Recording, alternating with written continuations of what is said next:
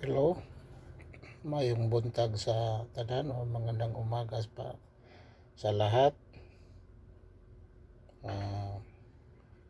Unang-una, magpakilala po ako sa inyo. Ako po si Gregorio Saruela Sr.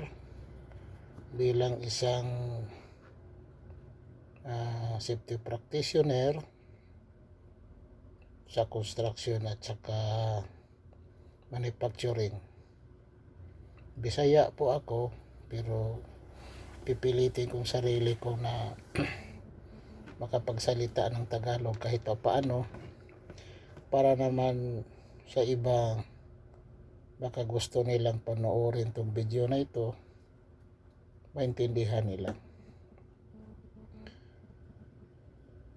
Ginawa ko ito dahil gustong-gusto kong makatulong sa lahat ng mga tao, lalo na sa larangan ng construction at saka yung manufacturing,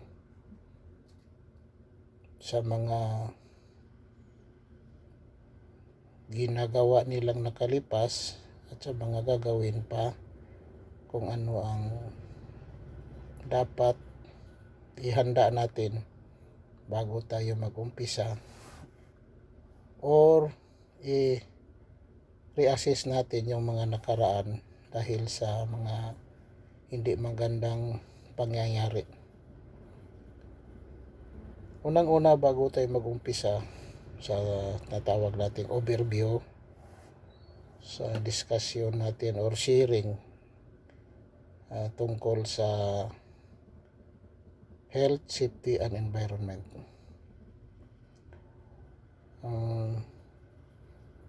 Manalangin muna tayo para gabayan tayo ng Panginoong Hesus at ni Mama Mary na kung ano mang mga sasabihin ko dapat nasa katotohanan lang. Sa ngalan ng Ama, ng Anak, sa Diyos Espiritu Santo. Panginoong Hesus, gabayan mo po ako sa lahat ng mga gagawin ko ngayon, lalong-lalo na ma-share ko sa kanila kung ano mang tama. Panalanginan mo kami, Panginoong Hesus, ako at saka ang mga nanonood, na sana maintindihan nila, maunawaan nila kung ano mang ang may bahagi ko sa kanila. Ito inihiling namin sa ngalan ni Hesus na ating Panginoon, sa ngalan ng Ama, ng Anak, at sa Diyos Espiritu Santo. Amen. So, first and foremost, ang lingwaheng gagamitin ko, halo-halo to, may konting Bisaya, Tagalog, at sa may konting English, kasi sa sharing o sa discussion may mga terminology na mahirap sabihin ng pwede naman pero medyo alanganin. So Tagalogin ko na lang, or Bisaya or English, para medyo dire-diretso na. So yung sharing ng health, safety, environment, galing to sa batas at saka yung mga experiences ko for about sabihin natin almost 20 years. So hindi ko na lang babanggitin kung anong specific na batas dahil medyo bias naman. Example, ang gagamitin ko yung batas base sa Pilipinas or base sa United States, yung OSHA. Dito naman sa atin yung PD 442, OSHS, Official Safety and Health Standard. So parang hindi masyadong mag-match kung babanggitin ko yung figure for figure sa batas, dahil papaano na yung mga nakapanood na nasa ibang bansa na iba namang safety bylaws ang sinusunod nila. So ang gagawin ko na lang, yung basic na ihanda natin or basic na gagawin natin kung may aksidente man, na hindi na kailangan babanggitin yung specific na standard para mawala yung unfair or bias. So example lang, pag uminom ka ng tubig, dapat malinis. So hindi na natin banggitin kung anong batas, anong standard na kailangan ng malinis. So paminsan-minsan, siguro in the long run sa discussion o sa sharing, mayroon sigurong batas na masasabi ko hapyaw. Kasi iwasan ko yung i-identify yung bylaws figure dahil parang patas ba. Ika nag-practice ka sa Japan, so iba naman sa Japan. Practice ka sa Korea, iba sa Korea. So ganon. So dapat patas lang. Unang-una, may mga ibang taong nagsasabi na matagal na akong nagtrabaho, for how many years, wala namang masamang nangyari sa akin. Good. Salamat sa Panginoon na okay. Pero maswerte ka, brothers and sisters in Christ. Bakit? Ibinigyan ka pa ng chance ng Panginoon, kaya walang nangyari sa iyo. Unang-una, habang buhay pa tayo, lahat ng galaw natin mayroong kaakibat na safety laws. Hindi lang natin alam. So pag hindi natin alam, natural, inosente tayo sa batas. Dahil hindi natin alam Pero pag nagbabasa tayo, nagre-research tayo, pag may time, maintindihan natin. So, sa susunod na video, babanggitin ko sa inyo o isi-share ko sa inyo ano ang mga bylaws o title ng mga standard na iba sa iba't ibang bansa base lang sa research ko.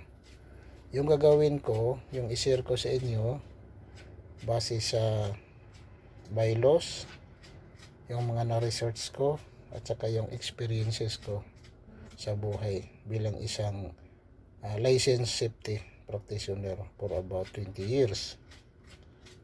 So humingi lang ako sa inyo ng paumanhin. Kung may masasabi akong mali o hindi tama, pwede kayo mag-comment sa baba at saka i-share nyo kung ano ang tama. Taon rin ako, hindi naman ako perfecto, magkakamali rin. Pero sisikapin kong sa buong makakaya na ma-share ko sa inyo kung anong tama.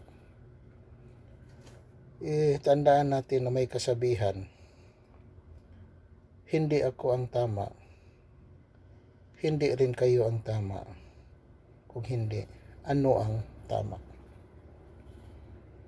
Brothers and sisters, kailangan tayo kikilos. Bakit? Kung hindi ngayon, kailan? Kung hindi tayo, sino?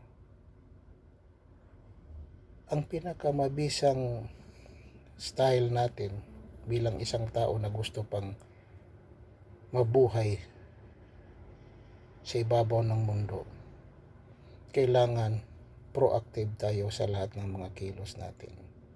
Hindi naman tayo perfecto 100%, pero at least proactive tayo. Hindi tayo palaging reactive. So may mga experiences ako na